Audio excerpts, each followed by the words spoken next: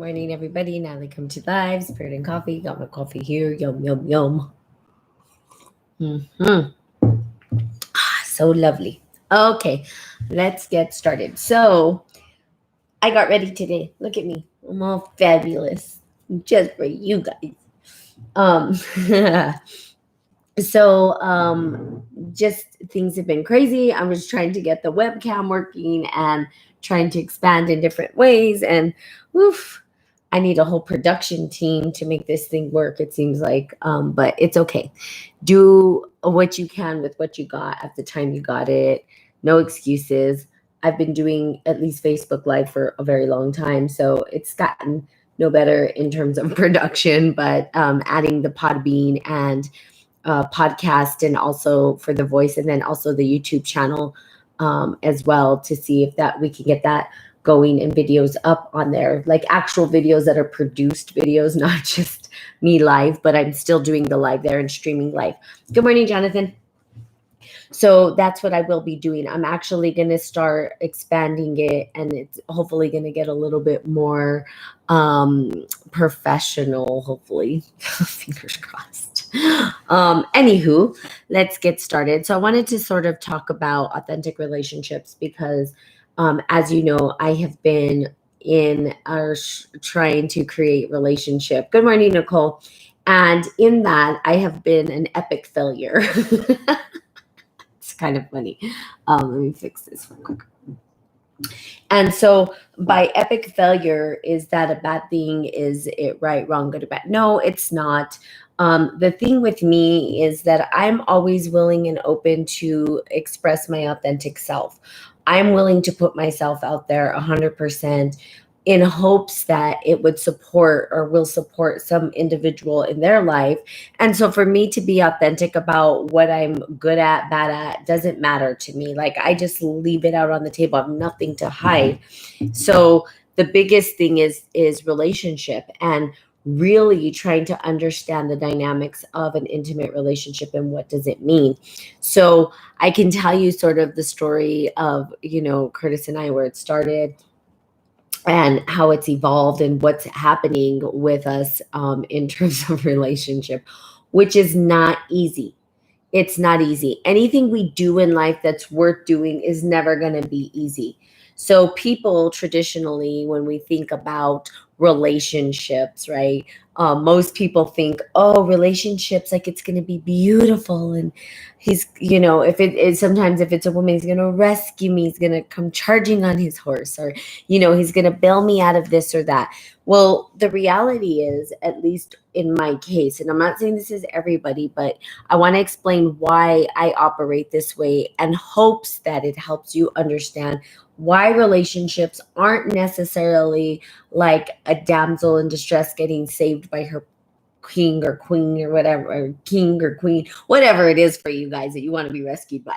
Or I don't know, with the man, I don't know if the man is looking for what the man is looking for. I guess it's something I should ask Curtis to figure out, like, what is it that they desire the most, right? In terms of that. And if you guys are on here, if there's men on here, please share your insights. That would be great. Perhaps Curtis and I can have that conversation, but it'd be nice. Good morning, Sus, to have a nice to see you on here. I haven't seen you in a while, or, so good to see you back. But what does that look like? So I can tell you from the perspective of a woman and what I see. Now, just to give you a little bit of background, I am not your typical woman. And I don't mean that like, I know a lot of women, I'm not typical. And the only reason I'm saying that is because I have a very male dominant way of looking at life. And it's always been that way. I've always had this very logical way of approach in life. And I understand how that doesn't work. So typically what I think we get to do is understand what we embody mostly in our life to engage in relationship. Now, part of it is, when Curtis and I first started and met, everything was in nature. Okay, we met in nature. I had known him for a while. We had talked about nutrition. He'd been on my podcast before about nutrition and stuff. Okay. So when yeah, relationships are hard for everybody, Nicole. I don't think it's, and especially powerful women. And I love being able to talk to powerful women about how to be in relationship, because that's what I'm learning right now. How do I, as this powerhouse woman, be in a relationship where I intimidate the heck out of men? They think, they'll look at you, because guys will go off of visuals first, like, ooh, da da da, and then, oh, and then I see her, and da da da. And then I'm like, well, come get to know me for real. And when you get to know me for real, you're going to run in the opposite direction. That's typically what happens with men, is that they run in the opposite direction. Why? Because I'm a boss babe, or if you want to call it that. Like, we are boss babes, right? Us women are starting to rise into our power, and men are freaking the heck out. They're like, wow, like, how do I deal with this woman that's like, doesn't really need me, to be honest with you. That's the reality of it, right? So men want to be needed. Like, how am I supposed to help or contribute, or what am I supposed to offer this one that it seems like she has it all? Okay. In nature, I can tell you that when I met Curtis, we were in nature. So there was no titles. There was no, it was me just being very raw and like just in nature and very free flowing and stuff. And so when we came together, it was him rising into a sacred masculine. He literally rose into a sacred masculine naturally. And for me, I allowed myself to drop into my sacred feminine. So what does that mean? What does that even mean? Like, say we're sacred feminine, masculine. Okay, oh, now what? What does that even mean? How do we practice that? How do we embody that?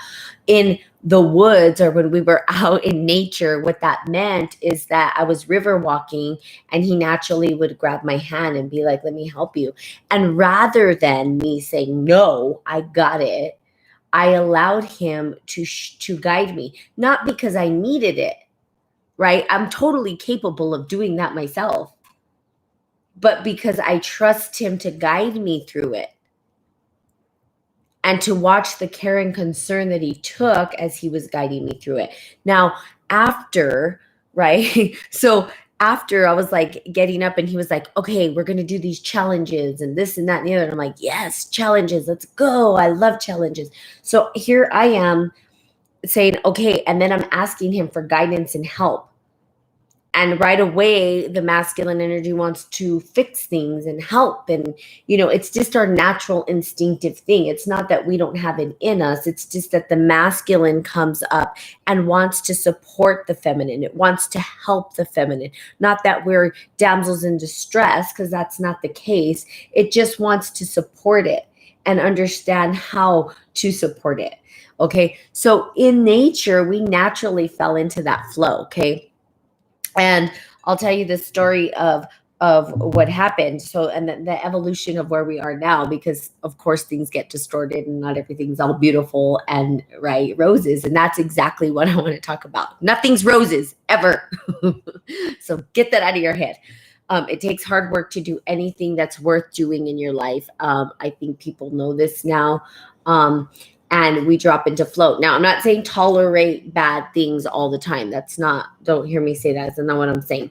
And I'll lead up to what I'm talking about. So basically, we were in nature. Now, there was a night where we were camping, and we were all going to sleep in this big, huge tent together, all of our friends, right? And Curtis and I at this time were we had no desire to be together. We had no desire to, it wasn't our thought process wasn't this. It wasn't like, oh, I was looking to be with somebody else, actually.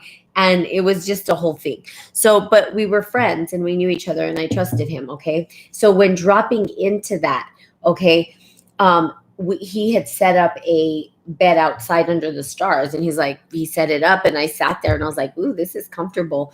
And I'm like, man, I'm going to sleep outside. And I was like, dude, I'm still in your bed. Like, I don't know where you're going to sleep. Figure it out. I want to sleep. And he's like, yeah, go ahead. I'll let you.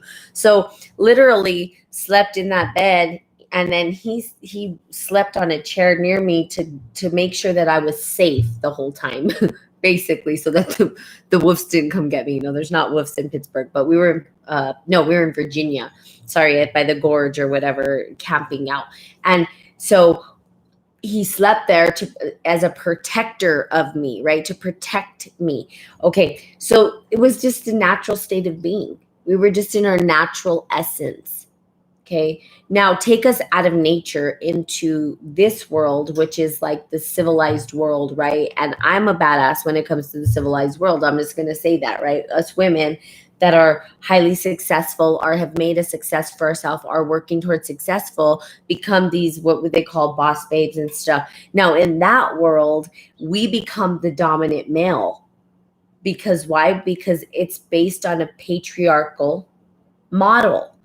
And in order for us to rise to the top, we have to exert some sort of masculine energy in order to do that.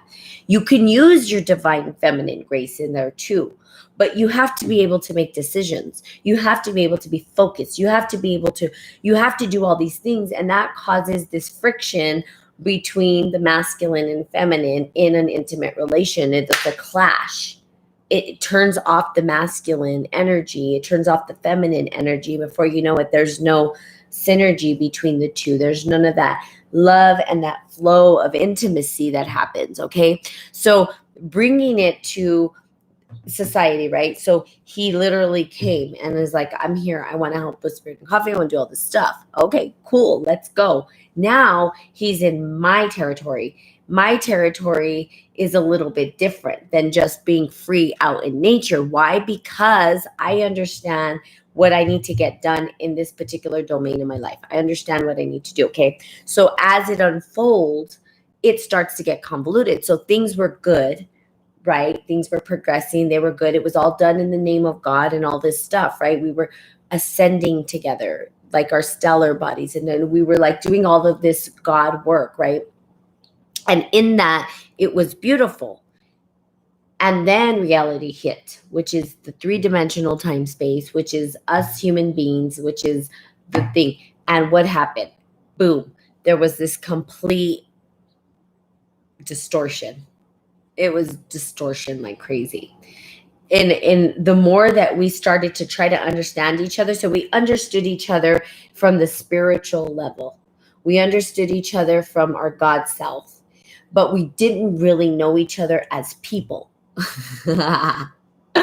Let's just say we did it ass backwards, which normally people get to know each other as people and then they go into their God self, or hopefully they go into their God self. No, we were like all in God, like, God, you're leading this, blah, blah, blah. And then reality set in, and then our physical body set in, and we were like, whoa, what is this? This is so distorted.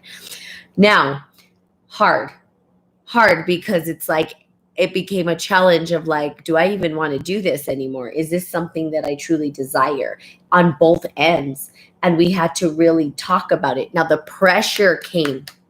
So the pressure in the relationship is like, and there still is, right? There's still this pressure that's happening, but we're working through it.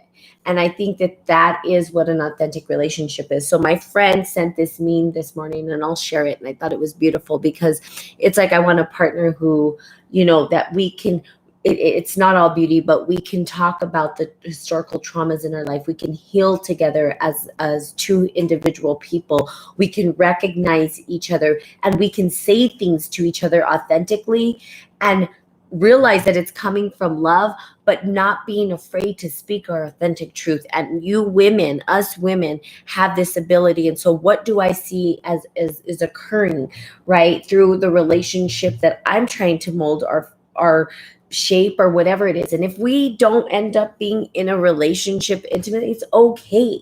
There's nothing wrong. It doesn't make me a failure. It doesn't make him a failure. It doesn't make relationships failures.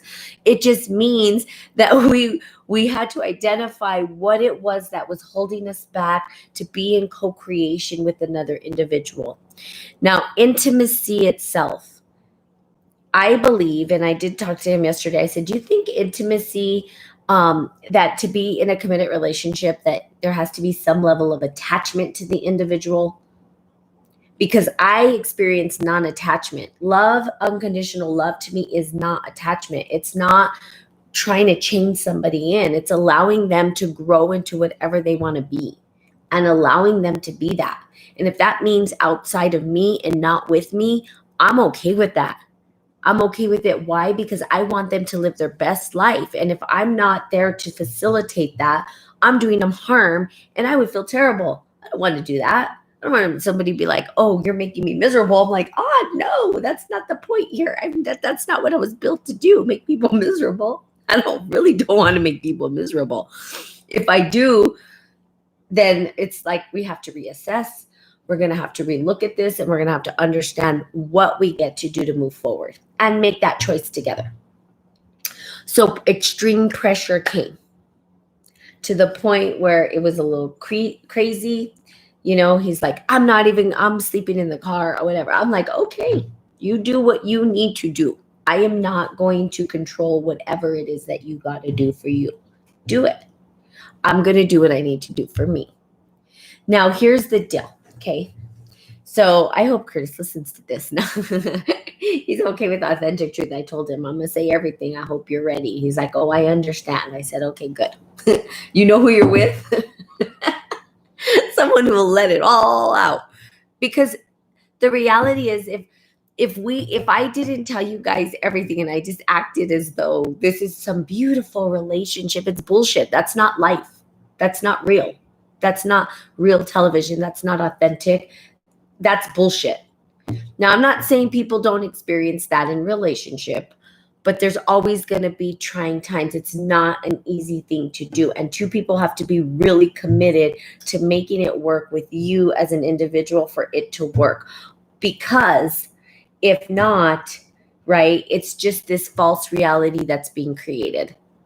And people are holding things in and people are getting sick. They're not able to fully authentically express who they are. And we realized that we didn't like each other's authentic self in this time space, not our spiritual selves, which is authentically us, but I mean who we were embodying as individuals in this particular realm, in the 3D world, in the physical world.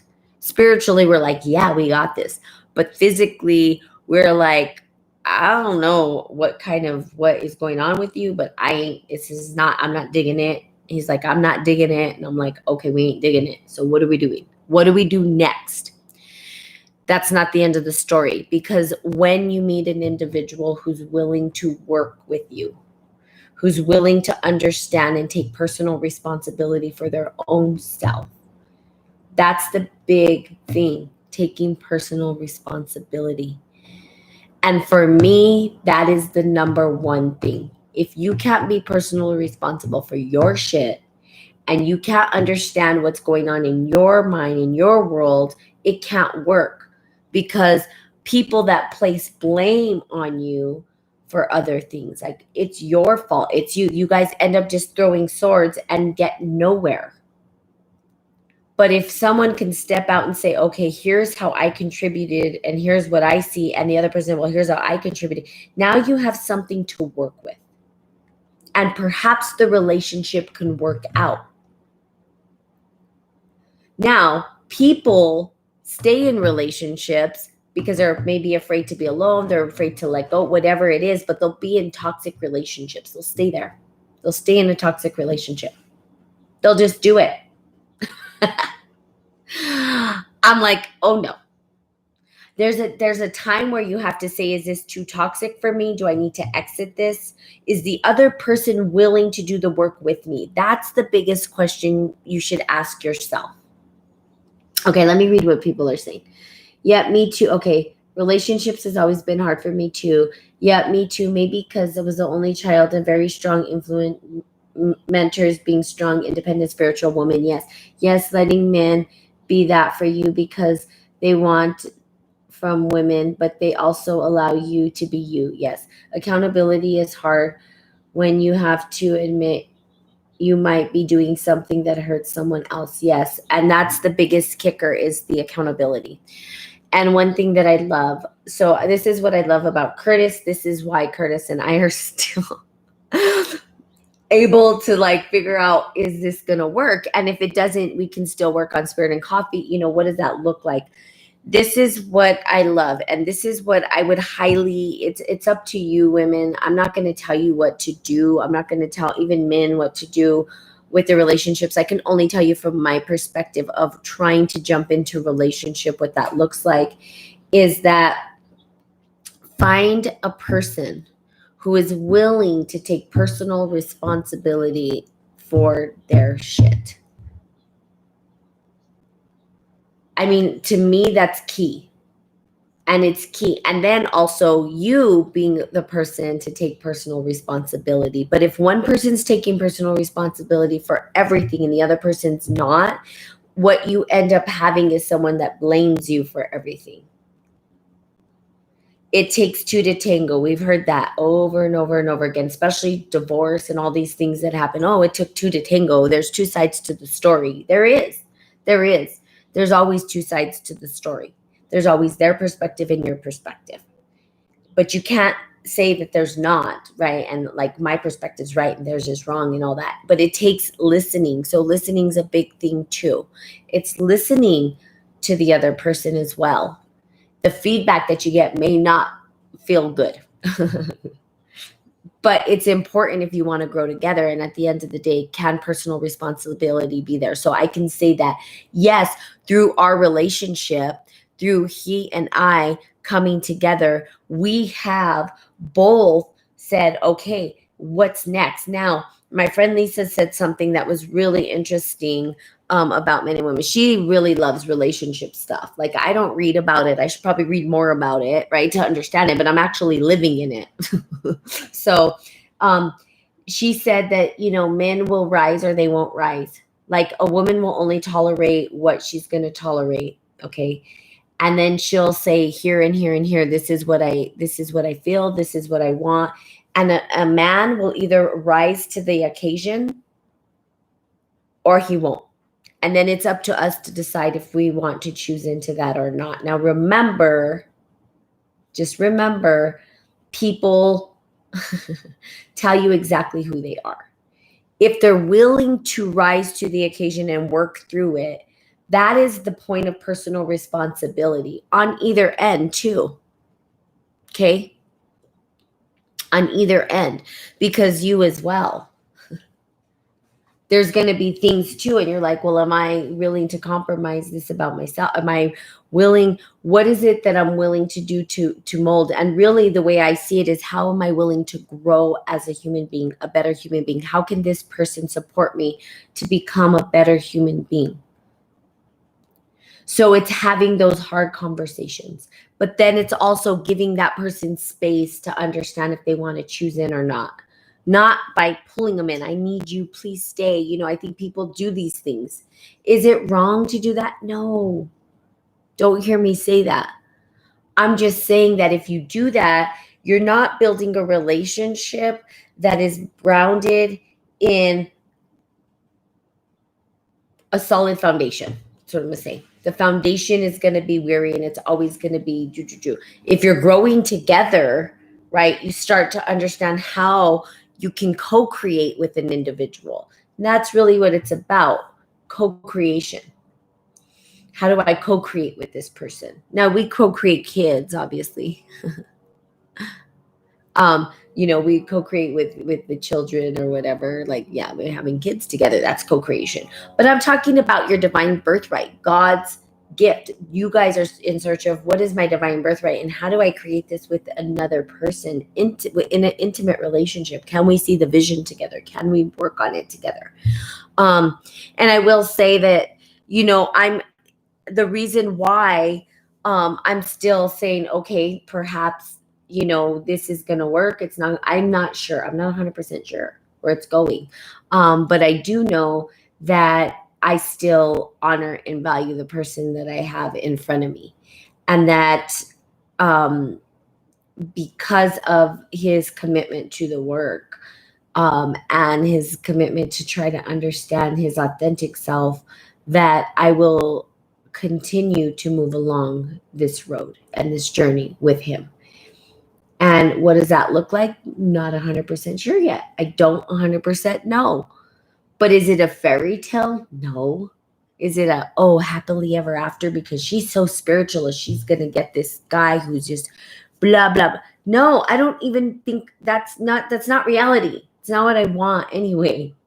I want someone who's willing to work with me to get through the pressure and the difficult times and really understand. I had the best feedback that I've ever received from any individual of my entire life was Curtis giving me this feedback, because most people tend to leave my life without giving me authentic feedback. I'm like, why are you mad at me? At least authentically tell me why, so that I understand, because that's not what I'm trying to create. But if I'm creating it, there's something there that gets to be fixed. Tell me. And I got the best feedback ever that made sense. And I listened to it and I was like, wow. And I contemplated it all day long. Like, how am I impacting him and the people around me by the acts that I create? We hold space as women.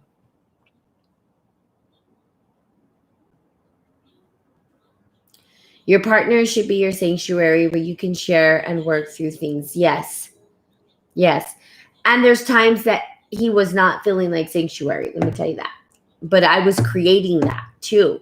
That's what I had to understand, is I was the one who was creating these things so that there wasn't sanctuary.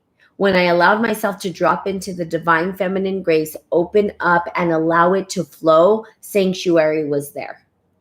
But when I was being a hard ass and there was no sanctuary because he couldn't create it. How could he create sanctuary for me? He's like, what do I need to fix? She knows what she's doing. I'll just stay over there. It's very interesting. And the energies and how we work with them as well. So yes, our partner gets to be our sanctuary. And I think sanctuary doesn't mean comfortable. Like, I can say that. It's not about being comfortable. Ever. Good morning, Jennifer. Let's see what Sue says. I want to see what you said here, Suze. Read this book, Awakened, Relating, a guide to embodying undivided love in innate relationships. Oh, awesome. This book mentions what you said. Amazing. Awesome. What did it mention in the book? So tell me this, ladies, because I'm going to start developing some coursework. Some of the coursework is going to be for, we did some explorations last night. We sat up and we did some brainstorming with my new crew. We have a Spirit and Coffee crew now, which I'm super excited about. And exploration. And it ended up being about men and anxiety. No, if you live your brother, you will rebuke him. No. If you live your brother, you will rebuke him. Angela, rewrite it. I don't know what you're saying there. If you love your brother, you will rebuke him. Tell me what you mean by that, or what you believe that passage means. Yeah, if you love your brother, you will tell him that when he's on his shit, you'll say stuff to him that's not comfortable because you love him. Is that what you mean? Because yes, that's true. And I do that not with just him, with everybody. But literally, I put so much pressure on Curtis that I thought he was going to explode into a billion pieces. And then I felt really bad. And I was like, oh my God, how am I doing this? Because I wasn't doing anything. It's not like I was yelling. I wasn't screaming. I wasn't anything. In fact, I was calm. I was open and I was listening.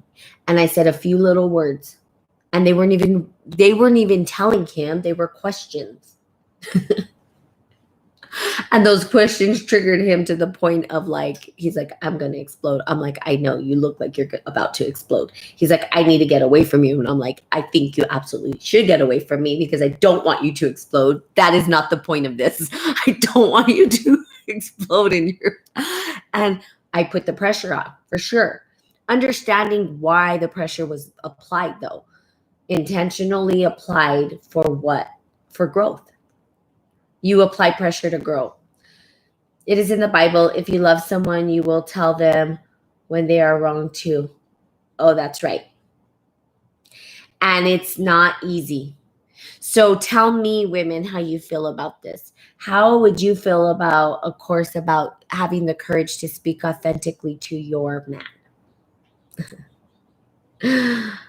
Would that be a course that you would want to listen to or go through? I would love to know.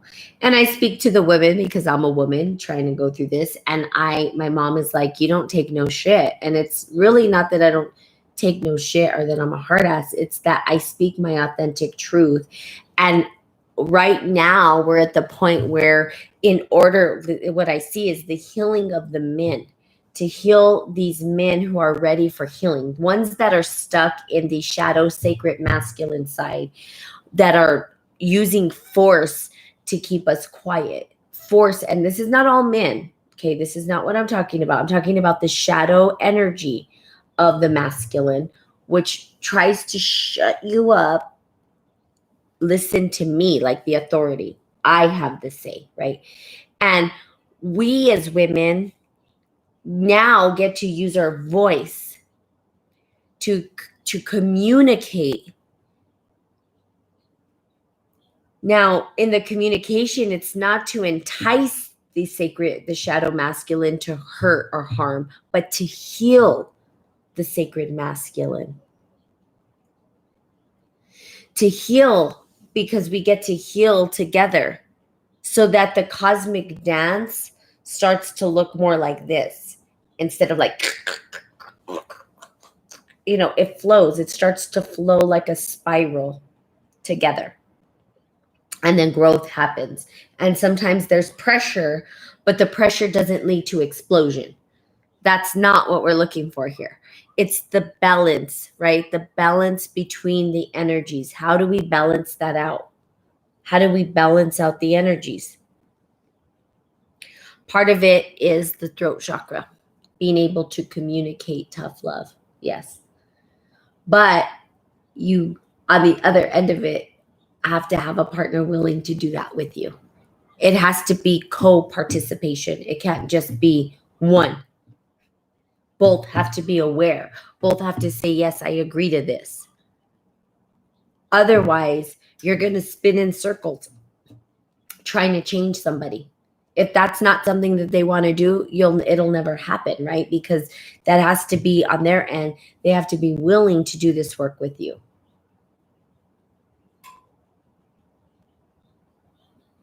And that is why I tell you guys, that's why Curtis and I are still able to be in the same space together, because he's willing to work with it, with me.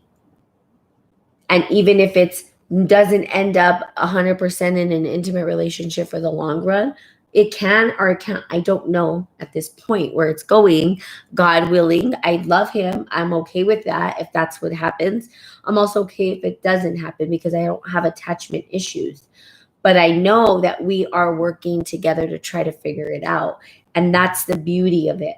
For him to come back and say, okay, here's how I'm responsible. Me to say, okay, well, here's how I'm responsible. And then us to talk about it like civilized adults, rather than trying to scream at each other and point fingers. I'm not going to do that. I'm not going to play that game. That's not part of who I am. I'm not going to do that, because I'm okay with taking personal responsibility for my shit. Please take personal responsibility for your shit, because I'm not going to absorb your shit, because your shit is giving me anxiety. That's basically what happened. And that is the very non-academic way to say it. Your shit is your shit. My shit is my shit. Go handle your shit so I can handle mine. And then we could come back and talk about how we handled our shit. I think I had wanted to create a course about having your shit, right? Like holding your shit with you. Sometimes we sit on our shit. Sometimes we throw our shit. Sometimes we, it's just funny. So there you go. But there you go. Authentic relationships. The meme that my friends, or it wasn't a meme, it was just like this list of things of like authentic relationships. And I just loved what it talked about. I want someone who is going to help heal historical traumas in the family, who's going to, wants to do these things.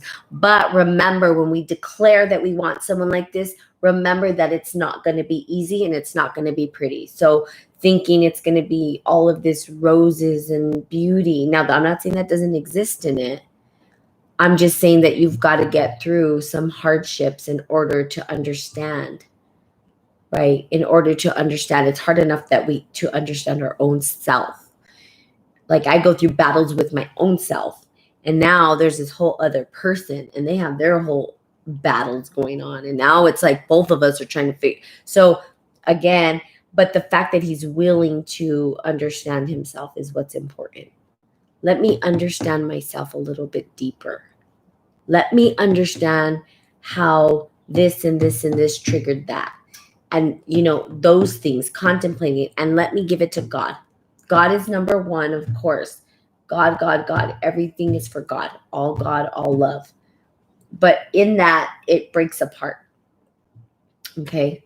So there you have it. More to come on relationships. I really hope that you guys can give some input on what you would do. Is speaking your authentic truth to your partner something that would be of interest to you?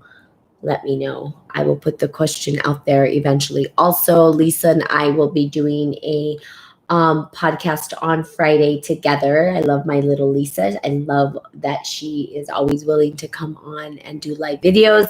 And she's going to come on and we are going to talk about, if God could give you a second chance, what would you become? If God gave you a second chance, what would you become? God gives us billions of chances, of course, but that's just the question. And you can be in that question. And then on Friday, we will speak into it together, which I love. So Lisa's an amazing person and I love having her on here. I'd have her on here every day. My niece comes on sometimes. Curtis, cat now because he's off working. And sometimes he just is my tech person. He sets up all my tech stuff and then sits and listens to me in the other room. You're like, listen to that crazy lady all day long.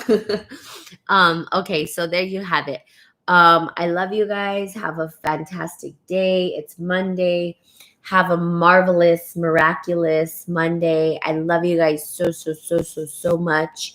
And I will be seeing you guys tomorrow. Bye.